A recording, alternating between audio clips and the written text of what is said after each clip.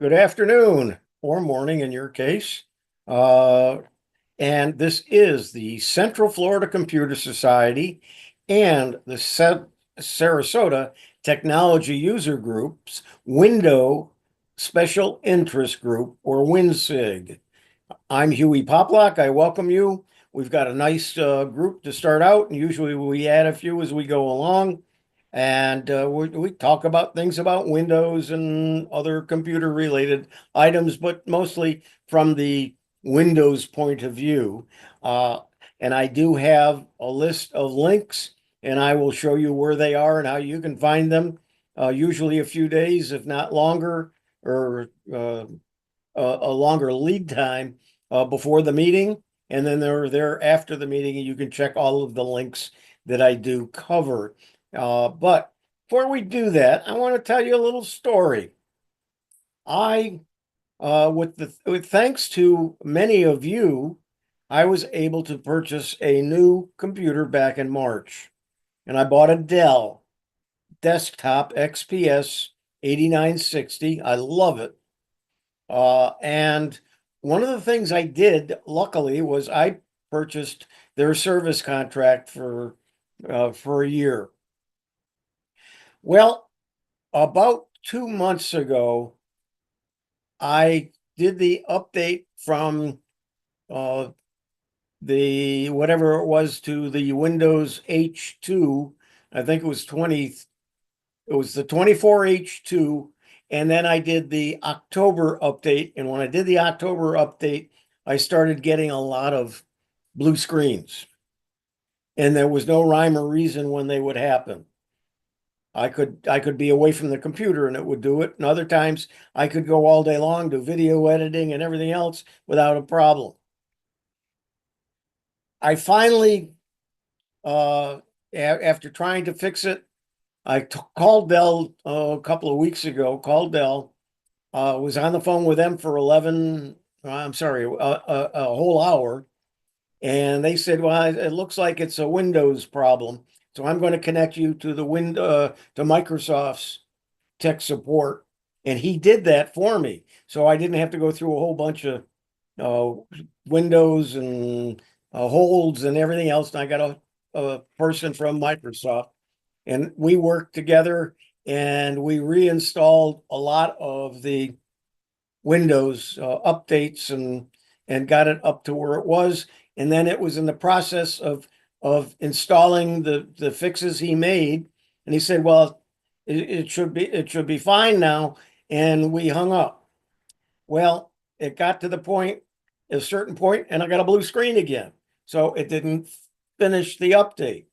Well, this happened about 3 times that night, and I was on each time with a different Microsoft tech, but they had put down pretty good notes. And so as we did it each time, they'd leave me on my own, and I'd get a blue screen while it was doing the update. So sometimes it would get worse, and sometimes it'd get better. Well, finally, a few days later, I did it on my own. I just did an update, and sure enough, it got through it, and I had the update. So I said, my problems are solved. Well, that didn't work either. I still continue to get blue screens. And I've been living with it now for probably a month and a half. Well, finally, I worked my schedule out, so I had a couple of days that I could uh, go ahead and reinstall Windows and then set up the computer again. So I went to Microsoft and I created a thumb drive with the tool that they have to create one to reinstall Windows. And when I went into the BIOS, it didn't see that thumb drive. And I said, well, you know what? I'm paying for this support from Dell. I'm going to call Dell. So I called Dell, and uh, we started he showed me how to actually do the install. And before it did the install, it actually did a backup of my data. So I had to get my backup drive out and hook it up and then run the internal Dell software. And it did a backup of it and then was ready to install Windows again. And it got to the point, it took a long time to back up, but I had about 900 gigabytes to back up. So it backed it all up and then tried to reinstall Windows. It got to the point where it got to the end and it said, okay, we're going to reboot now. So you'll have your new Windows. And I get a blue screen. And it didn't take. So called them back and I was on the phone about an hour with Microsoft. That happened again the second time with a different tech and a different approach. And then the third time, and that was about an hour. And again, it died when it was finishing and starting over again. So the third tech that I talked to, it might have been the fourth, I don't know. It was about 2:30 in the morning. All these techs, by the way, were in Texas. They had no accents, and they didn't even have a Texas accent. And he finally said, you know what, I'm going to take this to my supervisor and see what he says. And when he came back, he said, my supervisor feels the same way I do. It's hardware. So we ran a bunch of tests, and they all passed. But he said, we're 99% sure it's your memory. And so they're overnighting my 2 terabyte SSD card tomorrow. So I'll have it on Tuesday. Well, Tuesday there's a STUG in-person meeting, and then Wednesday I go away for 3 days. So it's going to be the weekend before I get to it again. But hopefully that piece of memory and swapping it out will solve my issue. But I probably spent the night before last, probably 5 hours on the phone with Dell as part of my service. And I could have waited until they sent somebody to swap out the memory, but he said it would be a lot faster if I did it. And that swapping out a memory stick should not be a big deal in a XPS 8960. So that's my story, and I'm sticking to it. Any comments? So it is actually a memory stick, not the SSD itself. Huh? Well, no, System I'm memory. sorry. It's the SSD is a stick. Yes, but are they replacing the system RAM or are they replacing the SSD? The RAM. Okay. So you have a single 32 gig stick, or do you have several Yes, I believe it is. single one? Okay. And that's what they're sending me. It's not dual channel. Okay. And however, I have an empty computer because it wiped the drive to install the Windows. But I do have my backup right next to it. My data is saved by their software. And so after I install the Windows, the Dell software will go out and get that and put all of my data back. But then I've got to install all of the programs and all of the settings and all of that, I think. So we'll see. So I think I got some work ahead of me, but it should at least solve my problem of the blue screens. Very frustrating. If you're using a Microsoft account, you sign back in with your Microsoft account and you select for it to restore your settings, and all your settings come back. I just did that on the new computer that I'm running.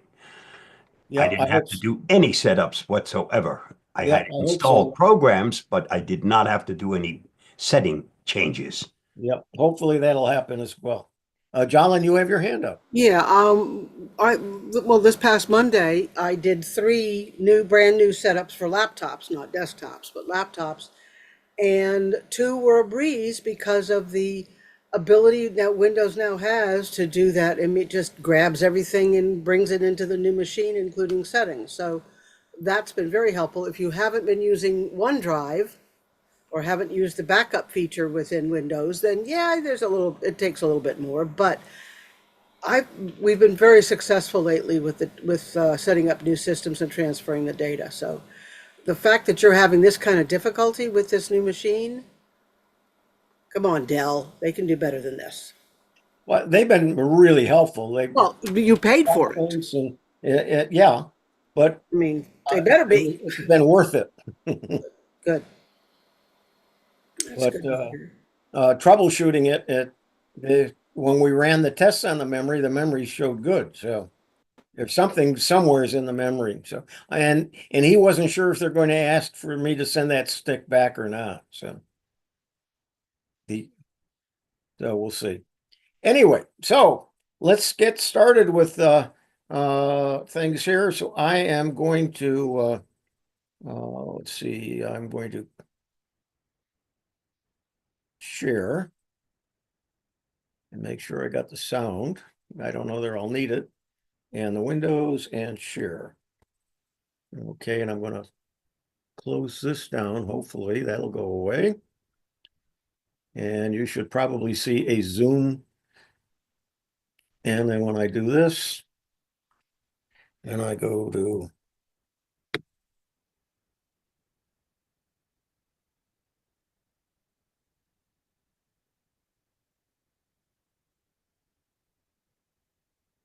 come on.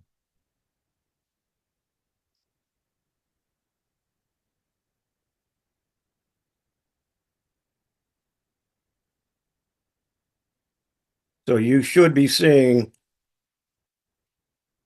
all of the items that I have. Is that We correct? are. Did somebody say something? We are. Be it. Yep, good. All right. And I did install the Max Focus that I use. So the first item is Microsoft is having a TPM is saying that it's a non-negotiable for Windows 11. If I just hold that down, we will see the article. And this is the article that I have. And Microsoft made it abundantly clear this week that Windows 10 users won't be able to upgrade to Windows 11 unless their system comes with a TPM 2.0 support, stating it is a non-negotiable requirement. So those of you who are thinking that they would relax the requirements, they apparently are not going to. However, some of you have discovered that you don't have a TPM, but it has been doing the updates. This particular laptop that I have, that happened to. I was able to, it has Windows 11 on it. However, it stopped at, I believe it was 22H2, and it came up and said, I can't update it newer than that. And so my updates have stopped on this machine on Windows 11. So I can't go to 24H2. So at least I've got this machine to use for emergencies, like not having my regular computer. So that's working out pretty well for me. Okay, so that's that article. Steve Parker had his hand raised if you wanted to. Okay, Steve, go ahead. Yeah, I was just wondering if they had said anything about the PSP as opposed to the TPM, which is AMD's essential version of the same thing. I'm looking down the article. I'm not. Because the problem is some of the times they have it on the motherboards, but they don't have it active, and you have to physically know it's there to turn it on. Yeah, and as I recall, Bob G, you had that with your Dell, and you were able to do some setting in the BIOS to make it work, correct? I had the same problem with mine. No. I changed Yeah, I had the mine same that thing way with too. the Dell. I had to do that in the beginning to get Windows 11 on it. And then I had to do it one more time afterwards, after one of the H2 updates. It reverted back to the old settings. And I had to go. I may have to get those H2. settings from you. This Dell laptop may have that issue, and that might help me. So I'll But have this to. this article There's a video on it. Okay. this article doesn't mention anything about the PSP though. No, this one does not. Yeah. Okay, so let's Go ahead and close this and go to the next article. 4 tips to get the most out of the window clipboard. If you recall last month, we talked about the Windows clipboard quite a bit. So I just added this article to remind people that it's the clipboard has a lot of things that you can do now. And this article, as I scroll down, you'll see pin frequently used clip items, and you can sync the clipboard history across devices. So if you use more than one computer, you can actually clip something on one and have it on the other. I don't have that set up because I do it a different way. Then regularly clear unnecessary clipboard items. I have noticed if you shut off the computer and start it again, the clipboard is empty. It does not retain it once you turn off your computer. Yeah, you have to pin the ones you want to save. Yeah. Okay, so that's that article. 7 ways to manage your notifications on Windows 11. If you're getting too many notifications and pop-ups that are in your notification, and somebody was talking, I believe it was on our Monday show for Tech for Seniors, somebody said that they're getting all kinds of notifications, and how do you shut them off? And so this article might be good for you. And I can't remember, Murray, if it was you or not, but 7 ways to manage your notifications on Windows 11. And the 7th one is do not disturb. 6th one is turn off notification after hours. Use focus sessions. Not sure what that is. Set priority notifications. Some things are just too important to miss, so you can prioritize them. Hide notifications from the lock screen. You can actually have your notifications pop up on your lock screen if you keep it in your lock screen when you're not using your computer. Turn off notification sounds. That's a good idea for most of us. And then manage settings per app. So each app has a way of setting up for notifications as well. So this is a good article to have in your library. And no matter how you save your articles, I hope you don't just print them out and save a great big stack of them. I hope you're using some kind of software. I'm still using Evernote, and I had a problem with my desktop Evernote on my machine, but I hope that'll be fixed. I think it was a memory problem. And so when I reset up my computer, it should be working again. But I can still access it from the web without any problem. I got, I think, 28,000 notes in my Evernote since 2008. Okay. Low system resources may affect your audio quality. Try closing some applications. Is what's on my computer. I don't know if you see that or not. So hopefully you're hearing me okay. Yes, we are. Okay, good. The next one is, what is user account control, or the UAC, in Windows, and can I turn it off? Well, let's see. Here's what pops up, and it says, choose when to be notified about changes to your computer. Is that part of this, or is that an ad? I don't know. We're seeing, let me close this. Let me close this. The problem with a lot of these, they'll have buttons like continue and something like this. It says related, and if you click it, you go to a different place. So let's take a look and see what this says. Keeping your Windows system secure is vital. Let's see if I can make that bigger. Let's see, is there a thing here to make it bigger? No, let's see if I can do it with the Control Plus. Yeah, good. Okay.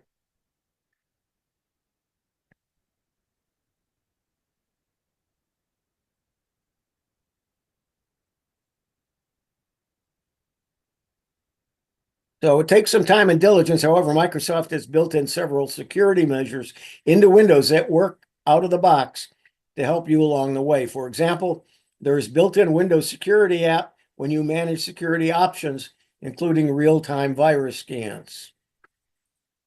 Okay, another important security feature is the User Account Controller, UAC, which was introduced with the release of Windows Vista and Server 2008 for Enterprise.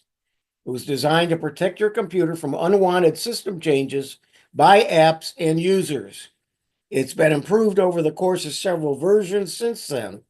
So let's take a look at what it is and how it manages. So again, this article will go into that. So what is it? It's a security mechanism meant to make you aware of which apps are trying to access your system.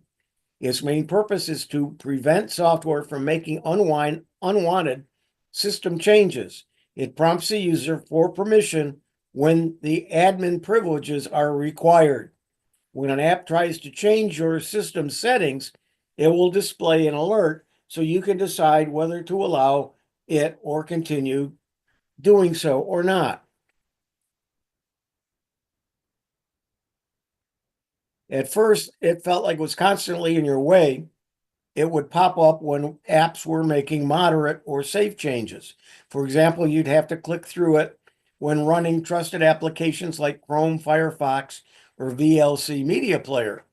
Therefore, on Vista, many people made it the first feature to disable on their system. However, Microsoft made it much better by Windows 7 and later. It's still included Windows 11 and serves a security purpose, especially for inexperienced users. Well, I'm not going to read the whole thing to you, but here's how to tweak or disable the UAC on Windows. And it gives you actually some screenshots, shows you what needs to be done.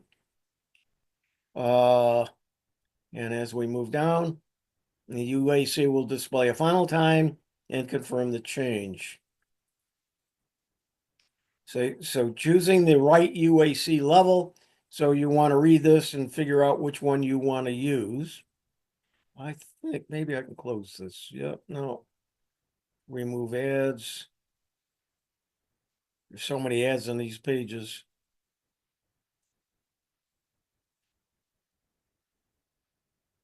Okay, so that's that article. And so it might be something you might want to take a look at, especially if you're getting those pop-ups that keep asking you, is it okay to do this? Or you need administrator rights. Now, I don't do it, but I do recommend that everyone does, including me, but I don't. And I guess it's do as I say, don't do as I do. But you should have two accounts. You should have an administrator account and then your main account.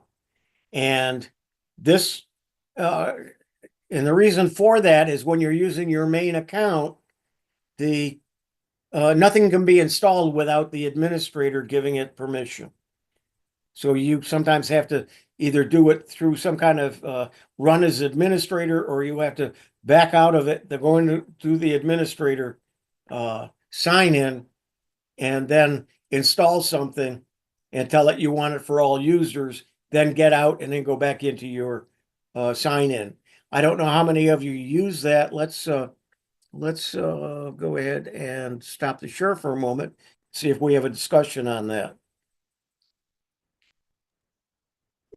I don't use it on Windows, but essentially you always use it on Linux.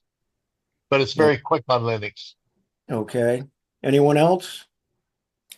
I put in the chat. I find UAC extremely helpful for me because every once in a while you click on something you shouldn't and it tells you that it's trying to install something. And if you're not installing it, you say, no, thank you. Yep. It works for me. I just leave it on. It did save, I had my dad's laptop set up with him as the local, and I had control over the admin, and he got one of those pop-ups and he made the call. I was napping. He didn't want to disturb me. So he called the company and he couldn't get in. He couldn't let them in because he didn't have the admin password. So that kind of thing, especially if you have multiple people working with a system, that's a very good idea, have admin and local. Yeah, and it also prevents if somebody gets into your computer one way or another, and you don't want them there, if they're going to try to install something, if you're in a standard account and not as an admin, they can't install it. Stephanie, you have your hand up. Yes, I have two systems, and I seem to have lots of programs on the admin list. I mean, on that screen. Should I try to, get those all off of most of those off of that screen? They're also on the one that I use, which is, my regular one. I'm not sure why you would want to get them off the admin if you've got a regular sign in as well, as long as you don't sign in with admin all the time. Yeah, no, I never sign in with that and admin, and I get a reasonable number of quantity of things saying, would you like to, I think you do do have a to cookie or remember, something like that, that kind of thing. I do think when you install something in the admin, you have to tell it to install it for all the users for it to show up when you sign in as a regular user. Okay, thank you. And Jolin's shaking her head yes, so I guess I'm right. Tom Hirsch, you have your hand up. Hi, thanks. I'm wondering if UAC would prevent your computer from being taken over by ransomware. Could you set the UAC settings to prohibit that? Long as you're not in it, I think you probably are going to be all right. It's not UAC that controls that. It's if you're signed in as an administrator or not. If you're not signed in as an administrator, they're not going to be able to do anything because that requires admin permission, which the user cannot grant. Only the administrator can. But with the software they're using to get a hold of a machine for ransomware, then it's going to have to be in where it has administrator privileges. Correct, Bob? That's correct. And if you're running on a system that does not have it, they can't access it. They can't encrypt your stuff because that requires admin privileges. So another reason to have two accounts and use the non-admin for your daily chores.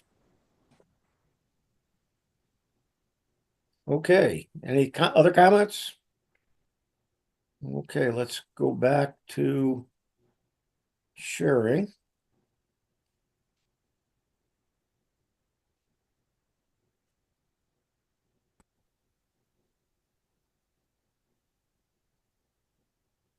And let's see, getting the most out of Copilot.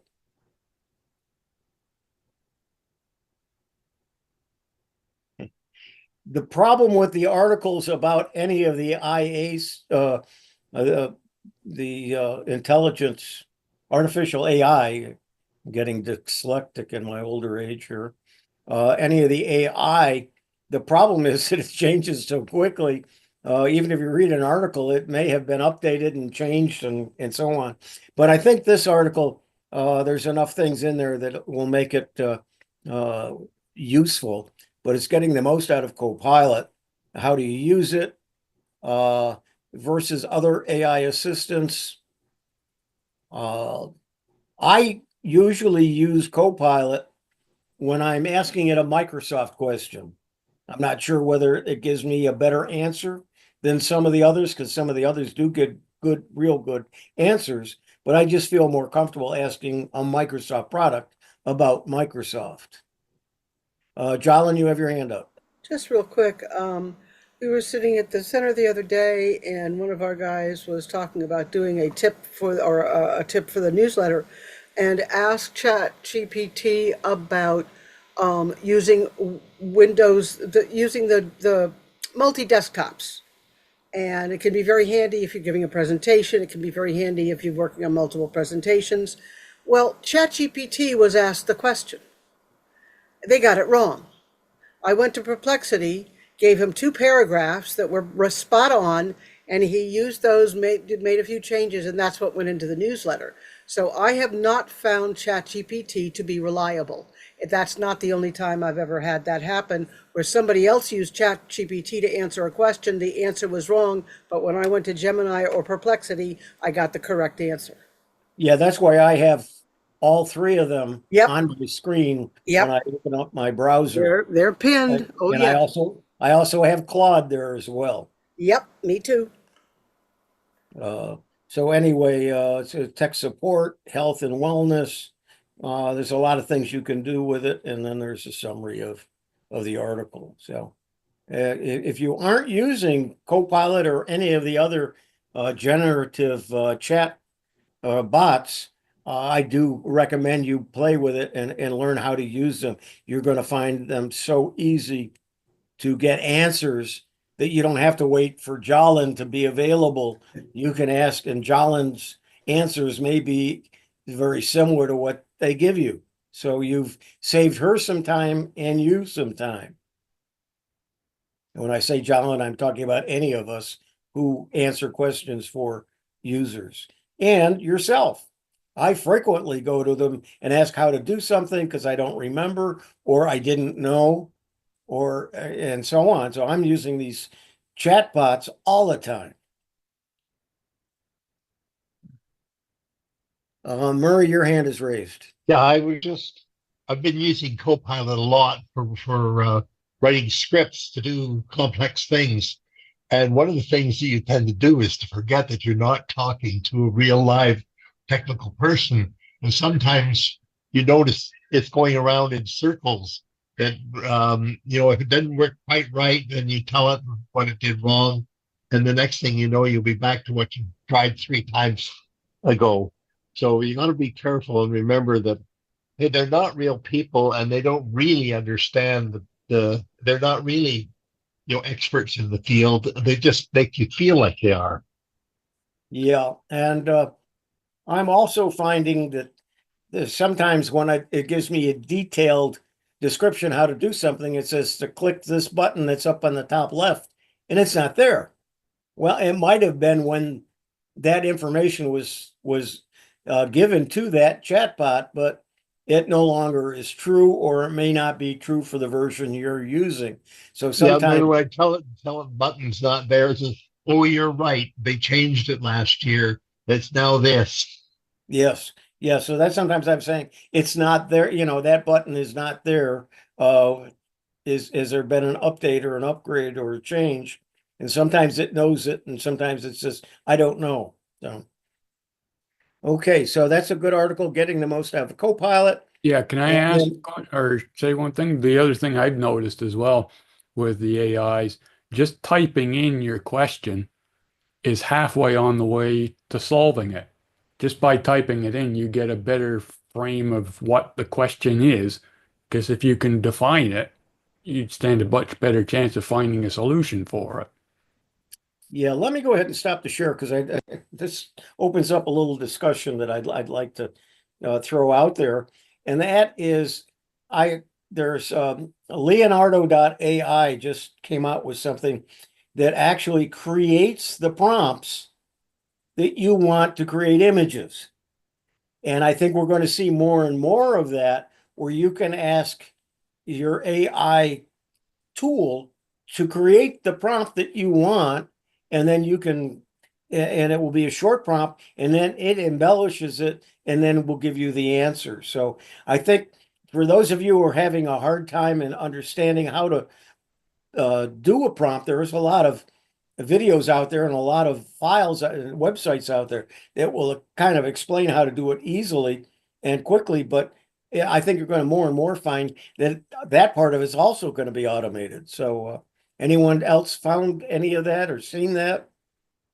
Yeah, and you also get questions that you wanted to ask but didn't know you wanted to ask. Yeah, sometimes it'll give you some suggestions at the bottom. What else do you need to know, or Yeah. what does it? It may tell you things that it thinks you should ask or ask about. Yes. Going back to just saying, writing out the question can help you. It's like in university, very often, you'd say that if you have a problem or didn't understand something, even if you just explain it, even if you just ask the question to the telephone poll, it would help you figure out what the answer was. Yeah, and I do want to mention that I do have a a program on the fourth Friday of the month called Let's Talk AI. So I'm trying not to make this show an AI show. It's still a Windows show. But the Let's Talk AI, if you are interested and have not previously received a link to it, by all means, send me an email at huey@huey.net. I'll add you to the list. I send out a newsletter that has the link for the show. It is not publicized, and I do record them now, but it's only available to people that are on that list. It is not public. You can't search for it. And so some of the shows, we've come up with some pretty good discussions and examples of some AI. So just I'll throw in an advertisement for that. All right, let's go back and share my screen once again. And we are at right here. What's new in Microsoft 365? Key updates from Ignite 2024. A lot of the items that came out at Ignite are for the enterprise, not us end users. But there are a few things. AI chatbot developed on ChatGPT 4.0. What's new in the Microsoft 365? The Copilot has got some new features, including real-time translation.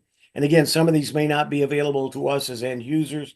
It's only for the enterprise or big networks that are subscribing to 365. New multimedia tools, updates focus on hybrid work and some security things. But there's some things here that you might find interesting. And so I did want to include it in the list. Well, go back up here. And what happened? It didn't do it the way I wanted it to. So I'll click that. And then the 24H2 issues, Microsoft confirms gaming, Intel driver, and other bugs. If you're having some problems, you might want to read that article. I'm not going to go into it. If you're not having problems, just don't worry about it. Windows 11 File Explorer gets smarter tabs and new options to disable. To disable the OneDrive backup. Now, we've talked about some things why you want the OneDrive backup. I don't use the OneDrive backup. What I do have is I've got a couple of folders that, I should say more than a couple, but I have several folders that I do have on OneDrive, but I don't have everything because I only have 1 terabyte of storage in my 365 on OneDrive, and I have a 2 terabyte drive. So once I get over a terabyte or get close to a terabyte, I don't want that filled. So I have, and I don't want to pay extra. I don't need all of it backed up extra. I do back up all of my data to iDrive, and I got a good price on it. The Windows 11 File Explorer is getting some much needed improvements. So, and notice where it says like update your drivers and then click open. Those are ads. So be careful about what you click on when you read these articles. I'm not saying don't click on ads. I'm just saying be careful because it may get you down a rabbit hole you don't want to be in, and it may entice you to buy something you don't need or want. And that's not why you're reading that article. Microsoft is testing. So a lot of these things still are not released, but they are testing them. And so this is what this article is about. Some of the things they're testing. You can now turn off backup reminders and File Explorer and so on. So if you use File Explorer, you might want to take a look at that. Okay, so let's come back up here. How are we doing on time? Oh, we're doing good. Okay. This trick still clears File Explorer cache on Windows. I don't do this, but let's take a look at what they're talking about. This trick still clears File Explorer cache on Windows. So if you're having some problems when you go to try to go somewhere with File Explorer and it's taking you to the wrong place because it's in cache, or it doesn't update, you might want to clear the cache, and this tells you how to do it. And let's see, annoying when Windows 10 or 11 File Explorer isn't working correctly on your PC. Maybe you're getting along fine and it freezes up, displays items incorrectly, or is just plain slow. And there's some ways of fixing it in this article. Still clears File Explorer cache on Windows, tells you how to do it with the screen captures and so on. So if you're having some problems with File Explorer, either locking up or giving you information that may not be up to date or correct, you might want to. Can I add something to that? Sure, go ahead. Yeah, the easiest way is just bring up Task Manager, go to where Explorer is in the list, and restart it. You just right click and click Restart, and that'll reload the Explorer. That sounds like that's what that's trying to do, just with, yeah, there you go. Okay, so I open up Task Manager. Yeah, and you just go to where your Explorer is.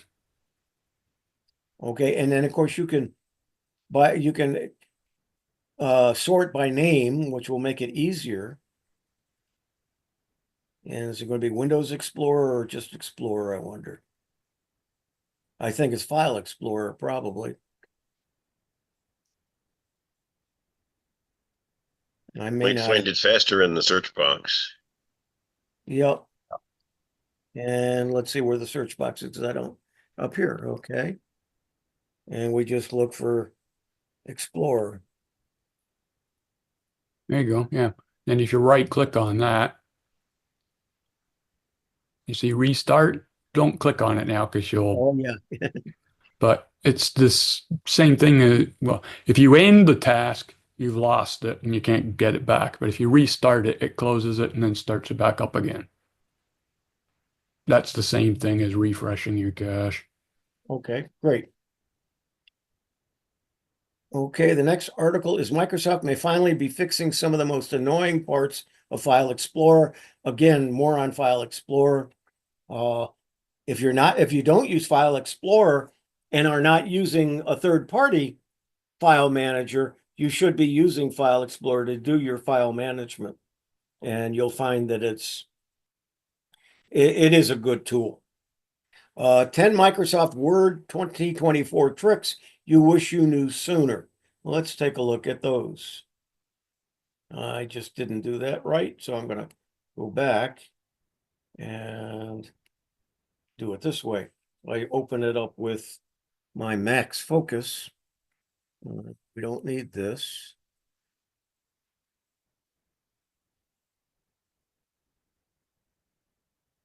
So whether you're drafting a simple letter or crafting a comprehensive report, Microsoft Word 2024 is still a powerful tool. And here's some tips. And there's TLDR. I'm guessing that some of you may not know what TLDR stands for. Too long, didn't read is what TLDR stands for. And that's what a lot of us do. If it's a long article or a long information, we don't read it. So here is a summary of the article to help you. So Microsoft Word 2024 offers a free version with basic features and a subscription model for full access available for download from office.com. The free version is online. It works just like the one that you would install on your computer, and it's free. Key functionalities include text formatting, paragraph and list management, and robust editing tools like find and replace, and voice-to-text dictation. Notice that list management is in blue. It's a link. So if you click that, it'll give you more information about that.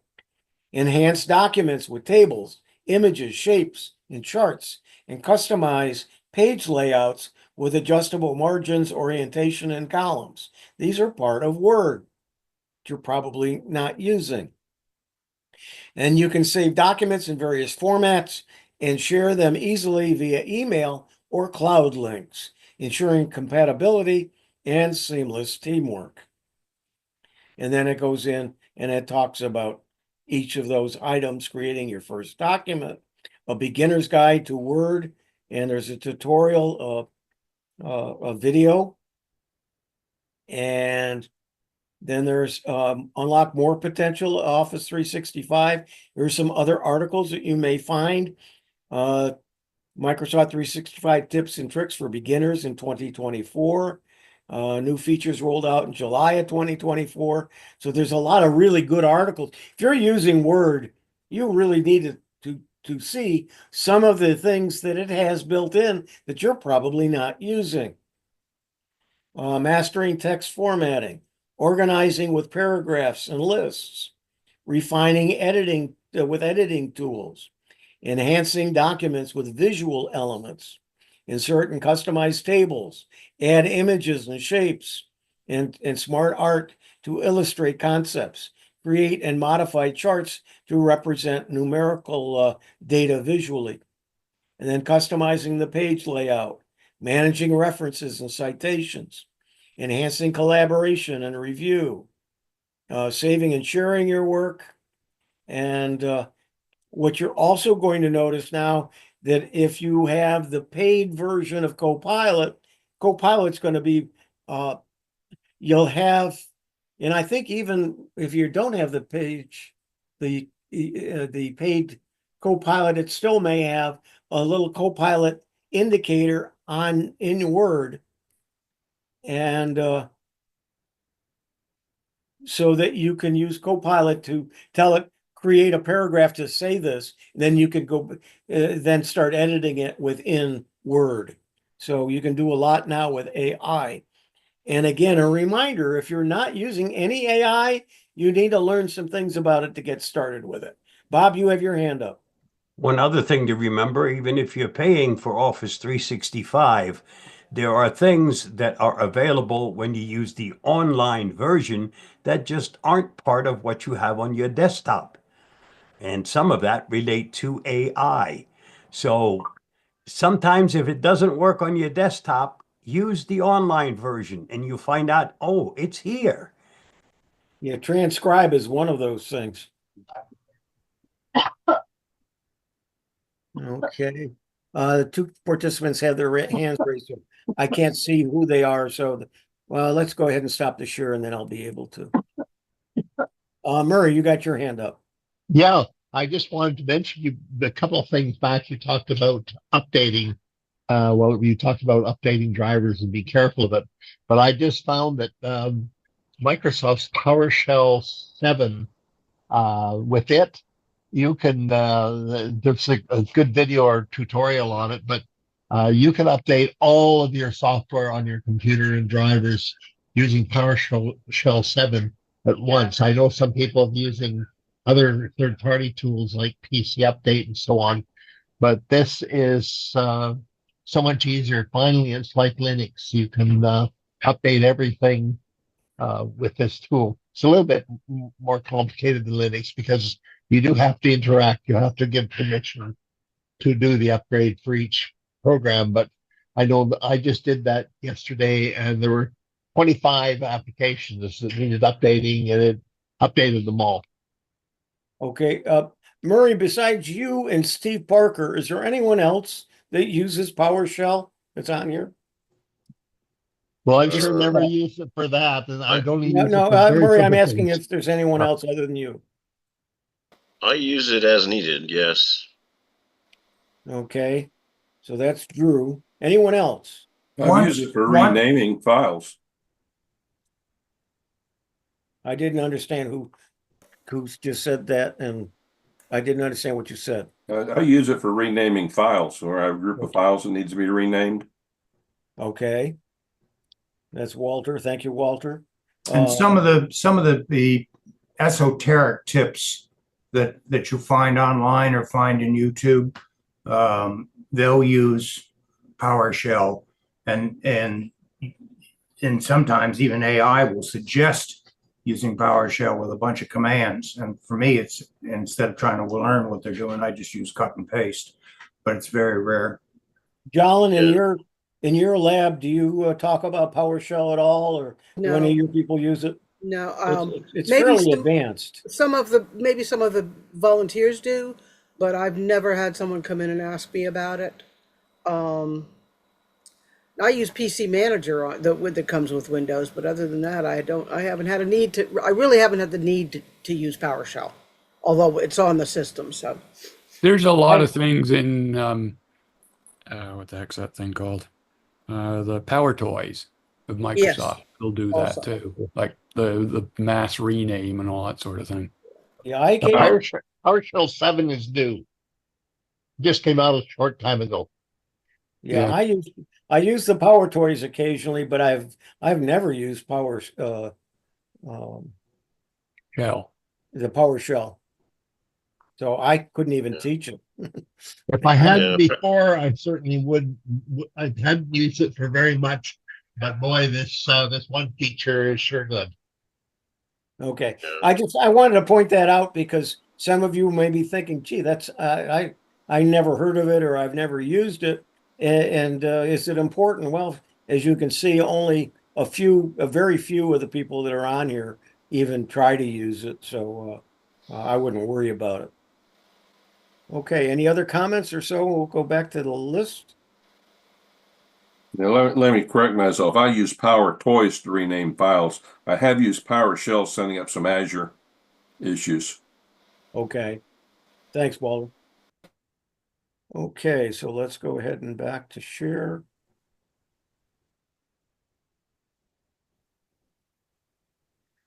Okay, so we were on word tricks and got something to say. Here's how to record audio on your Windows.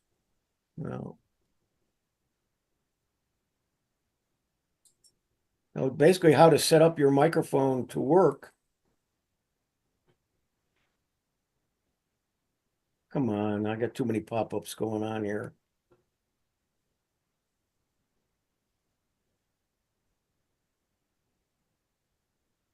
Recording audio is fairly standard capability on most on any electronic device we have these days, and Windows PCs are no different. Many of us use computers in such a way, it's easy to forget it comes with features we've never even touched. But you'd like to record your thoughts or even music on Windows. And here's some easy ways to do it. Using the Windows Sound Recorder, that tells you how to do that with screen captures.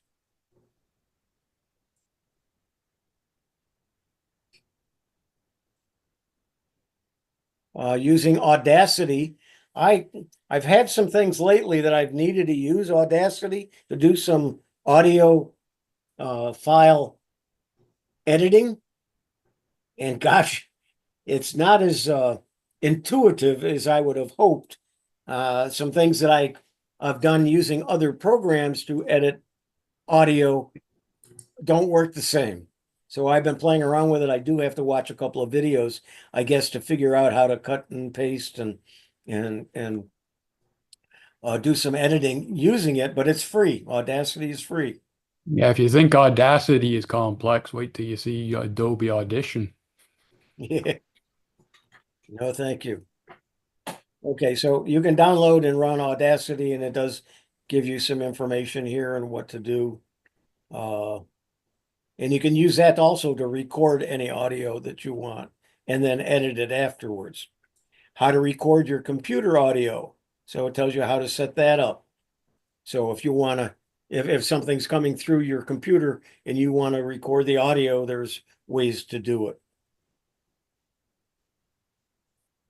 And okay, you're ready to go. And so that's it for that article. All right, another question that I'll ask. How many of you use some kind of audio that you have to record? Like using it to dictate into Word to create a document, or any other way in which you use audio? I subscribe, actually pay for a couple of dollars a month for a voice recognition software program that runs in Windows. Requires the the Google Chrome browser be open, and you go to a specific page, and when you turn it on, it gives you voice recognition. I've used it to replace Dragon Naturally Speaking voice recognition software. It loads through a browser, but it comes with a Windows app. And when you load the Windows app, it lets you dictate into any Windows app on your computer. Oh, And you can put custom commands in. You could say, type in my email address, and it will type in your email address. Drew, why don't you use Windows key and H? Because Windows key and H doesn't let me add custom commands, and I find that it doesn't work as reliably as this product does. It works in every place where you want to type, you can use your voice. Yeah, but I can't do customizations to it. I like to add extra No, words. I like to use things that are already available, totally free, tested, don't have any add-ons, don't add any other stuff unless it's necessary. So yeah, if you want to do customizations, you may have to, but you already have stuff in Windows that you can use. That's part of the operating system. Well, being in computers, I use a lot of words that are not familiar to the Windows voice recognition, and those words don't come out normally, and they don't type out properly. So I use a phonetic word to substitute that, and it types out all these words that are not in the Microsoft dictionary. and what's the name of that add-on? I'll throw it into the chat. Okay, good. Jalen, you have your hand up. Yeah, two things. I use a Chrome extension called Voice In, which allows me to, I turn it on and it runs a stream of text across the top, and wherever my I-bar is for text, that text will then be put in place. It doesn't do periods and things. I mean, it spells out the word, so there's some things lacking in it. But I found for a quick issue, of course, with Gmail, you've got voice input there. I have used Words Transcribe. I have been known to record a session with a client, come home, print it, have Word translate it to text, and then I'm able to create a kind of the key topics we covered when I was with a client. The next time I go over, I have something to present to them and say, this is what we talked about last time. They take notes, but sometimes they can't read their own notes. Yep. So I find that was very, very, very helpful. Let me lower my hand. So Sometimes they miss things too. yes. So I find that very helpful. And AI is real good. The notebook LM, Yes, I'm just getting used if to you that. drop that audio file into there, it'll give you some summaries and some information as well. And I'm sure there's other tools that you can use with AI that'll. I did not pull try out that. I will things. try that after we're finished. Thank you. Okay, any other comments before we go back? How are we doing on time? We're right about where we should be. All right.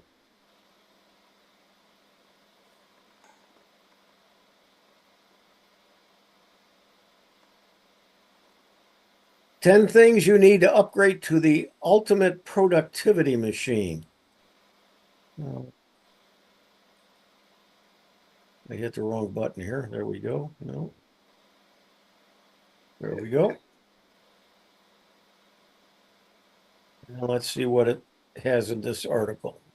Close the Max Focus stuff here. Cable management. Boy, they got me on that one. Tidy desk and tidy floor does not describe my computer. Agreed. Tells you some things that you can do. And we got something playing here. Skip ad. There we go. Good quality chargers. Yeah, some things you want to make sure that you have a charger that's a fast charger and have a cable that's a fast charging cable. And that sometimes is not the case. Chargers are one of those devices that are always necessary, and they often as an afterthought, and sometimes you'll buy them real cheap. Well, the cheap ones a lot of times aren't fast chargers, and they may not have enough wattage either. Let's see, that's improve your habits. I got a lot of bad habits. Keeping yourself healthy, so that's in other words, yourself. You need to drink water and get up and walk around. Don't just sit in front of the computer for hours on end. The right mix of apps. Come on, this has a lot of ads. The right mix of apps. Plan your time and then track your progress. 6, Pomodoro timers or physical alternative if you prefer. In other words, you can have some kind of a timer. All the productivity tools in the world won't help you. Come on, these ads are a real pain. Skip ad. They won't help you if you get distracted while you're supposed to be on the task. So like, for instance, ads popping up. Here are some ways to keep you, let's see, deep into a task works by setting a timer and then doing a single task during that time period without interruption. So even though your Facebook pops up and it's got a number that's got showing that you got a couple of notices, you don't have to go to your Facebook. Wait till the timer finishes and then leave what you're doing.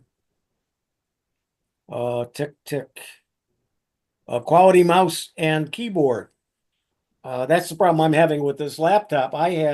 Not only do I have a backlit keyboard, it's in color, so it's nice and bright on my desktop. And the reason why is I'm not a touch typist. I'm a watch my finger type, and I use one finger on each hand. So I really need to see the letters. And so I've got a good quality keyboard to do that. And then I also have a mouse that is comfortable and doesn't hesitate. And mice are so cheap. Get one that's middle of the road. If you don't want to buy a $5 or $10 one, buy a $20 one, but you don't have to buy a $100 mouse. 4, a proper chair. Having the right chair is important. As I sit back in mine, I've got armrests, and it's wide enough. I'm comfortable in it, and mine doesn't have that big headrest in it because I'm not going to move my head back there, and try to go to sleep. I just want something that gives my lumbar region, I guess it is, in my back, that my back is supported, and I don't have a backache when I sat at the computer off and on most of the day. And so, and another reason not to have a big headset is if you're using Zoom a lot and you're using a background instead of whatever's in the back, you use the background, a lot of times it'll keep showing up in your picture, and that's a real pain. Let's see what else we got here. Make use of macros. And then like with Drew, he said he's got a program that he can create things to do the same chore all the time. I happen to have a Stream Deck that's similar to what you see on the screen here, and it's got buttons, and I program those buttons. When I push one of the buttons, it will do something, and I've got it programmed to do either one step, a couple of steps, open up a website, start a program, and so on. And it's got The one I have has got 15 buttons on it on the screen, and any one of those buttons can go to another screen that has 15 more buttons on it. And it's called a Stream Deck. I know Ron has one as well. Yep. Noise canceling headphones. If you've got a lot of noise around you, you might want to have that so you're not bothered by other sounds. And I also use a program called Crisp, KRISP. I know Bob does, Bob G does as well. And it is a noise canceling software for your microphone. And so if there's a lot of noise, even if somebody comes into the room and says something to you, it won't be picked up by your microphone. And that's called Crisp. It's quite inexpensive. I believe there is some free things that you can try first. And let's see. And number one, a note-taking device for ideas, either an app or a device. I use Simple Note, which I really like. It's a free program, I think. It was free. And I have it on all of my devices. I have it on my iPad. I have it on my Android phone. I have it on my PC. I had it on and I have it on my Chromebook. And if I type something into it, it's just for note taking. And as soon as I do that, it's on all of them. If I open up that same program, it's called Simple Note.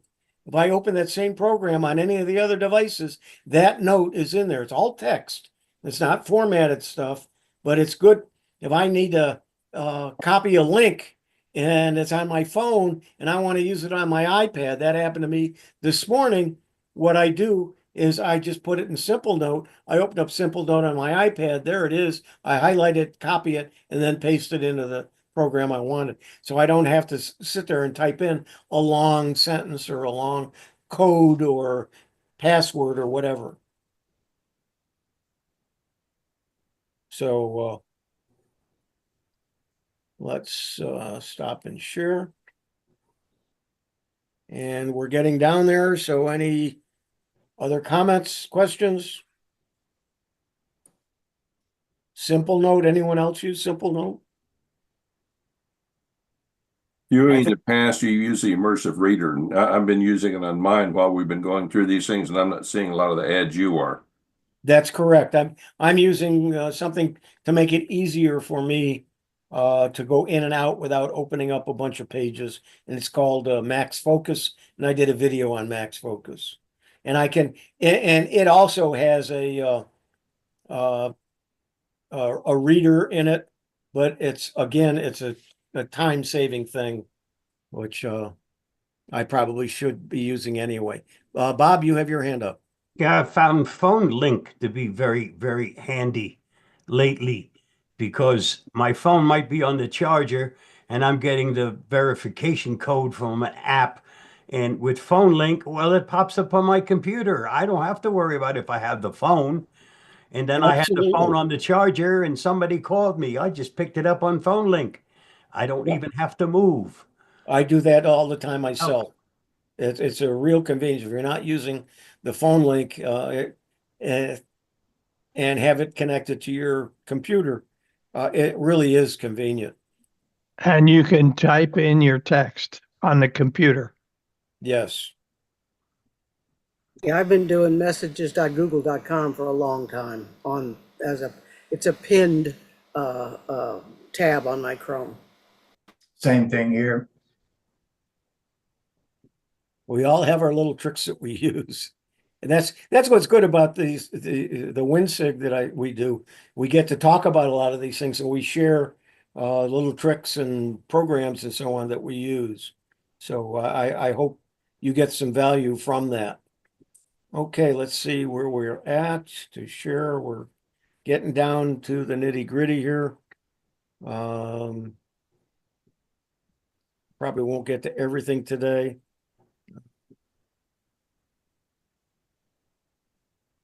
And let's see, 10 things to upgrade, 5 reasons that every PC enthusiast should have a self-hosted backup system. where you back it up to something that you have, as well as doing it to the cloud. That's what that article is about. Don't just rely on the cloud. Do have a way to back up on a something of yours, either an external drive or an external server somewheres, whatever. 6 hidden Microsoft Office features that will transform your productivity.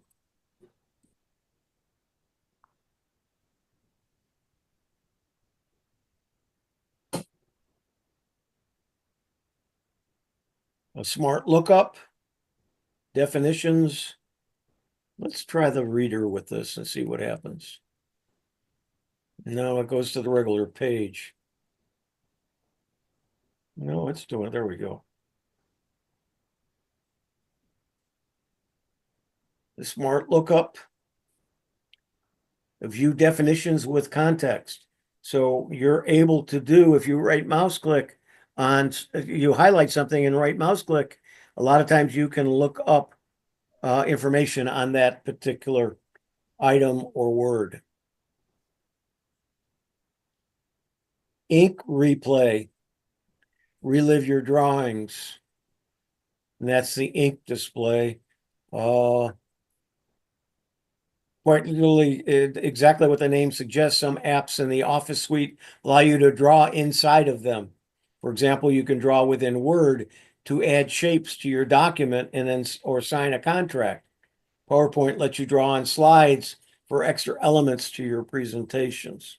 So I think something else you could use. The dictation in Word and in PowerPoint too, I think you can use it. But anyway, just hit the microphone and you can dictate into your document. Clipboard, now let's see. And then tell me your personal helper. The sheer number of functions and features in some Office apps can be rather intimidating. This is especially true for apps like Excel, where many ways exist to perform a specific task. An easy way to get to the option you're looking for is by using the Tell Me tab. You'll find the option right at the top of all Office apps. Once you click on it, just type what you're looking for, and it will point you to the steps. I've never tried that.